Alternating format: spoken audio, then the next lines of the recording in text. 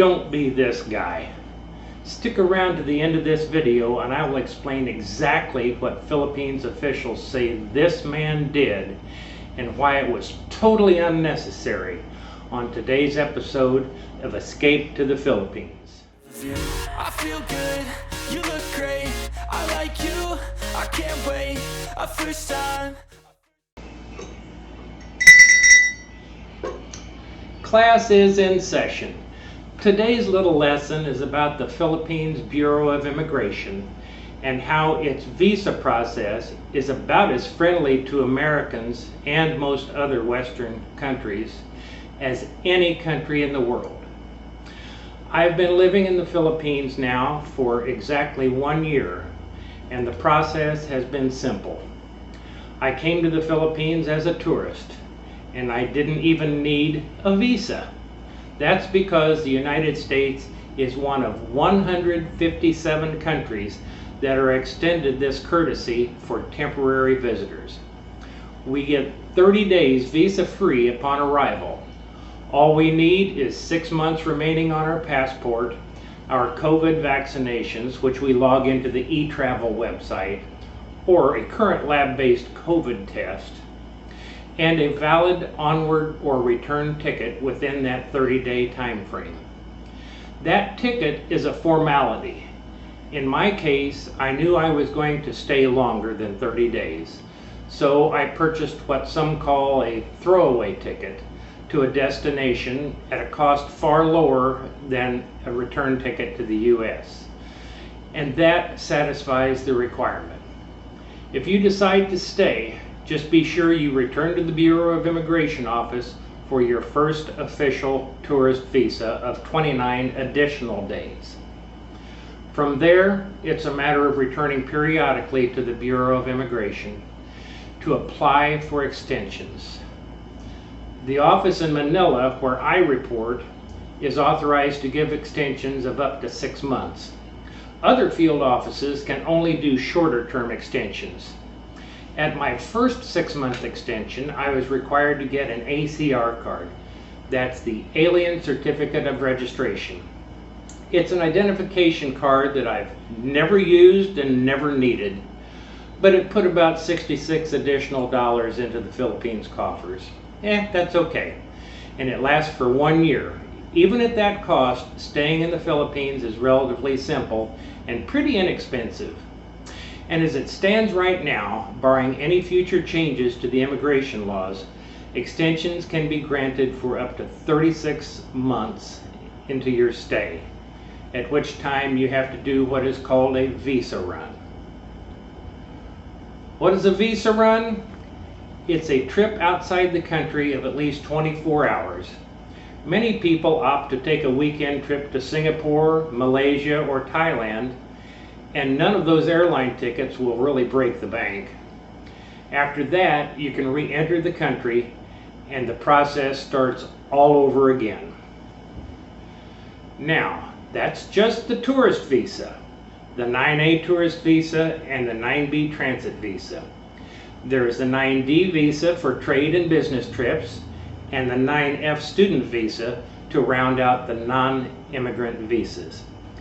There are also several immigrant visas, including the quota visa, in which 50 people from each selected country are allowed into the country, the re-entry and repatriation visas for Filipino citizens who have been gone a long time, those born outside of the Philippines but have Filipino parents, and more.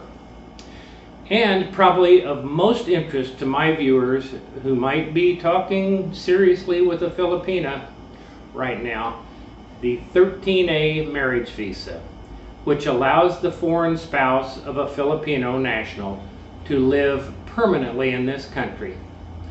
Your initial 13A visa is probationary, but after 1 year you can apply for it to become permanent, so long as you pass your National Bureau of Investigation clearance and have no derogatory entries on your immigration record.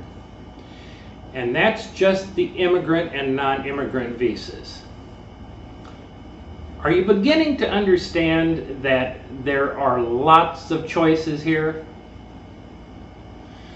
There's another entire class of visas called the Special Resident Retirees visas, which are handled not by the Bureau of Immigration, but by the Philippines Retirement Authority.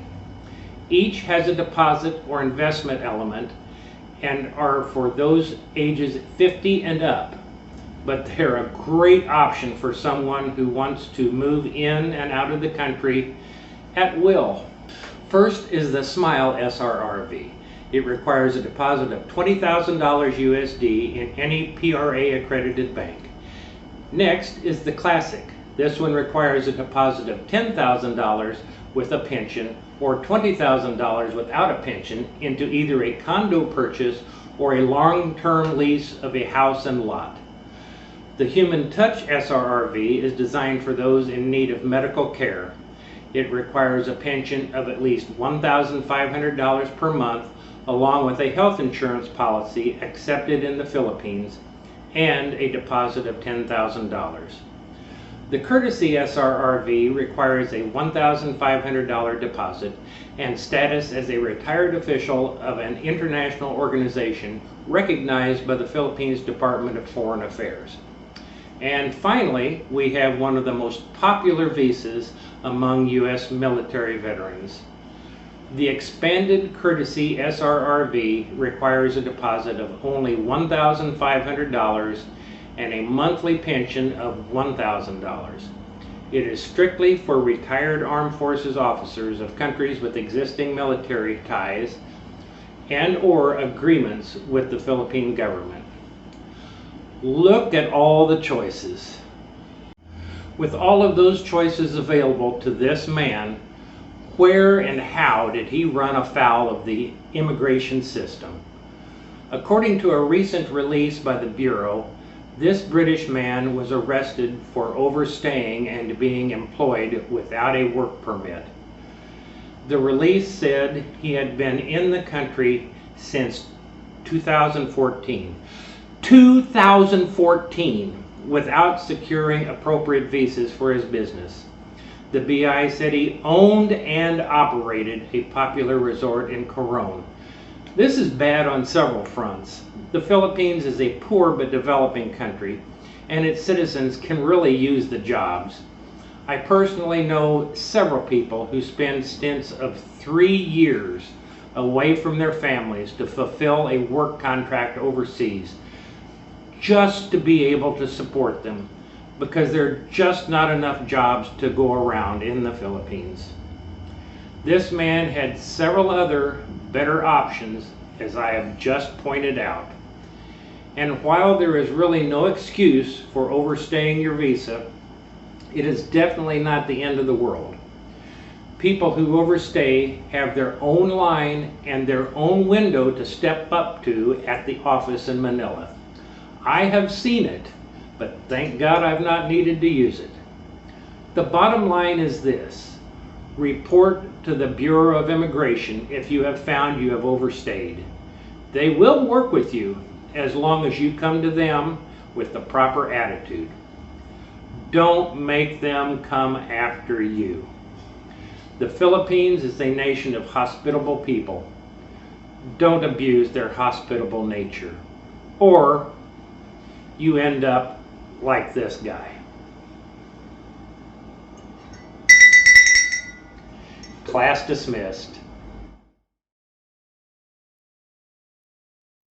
Thank you for watching.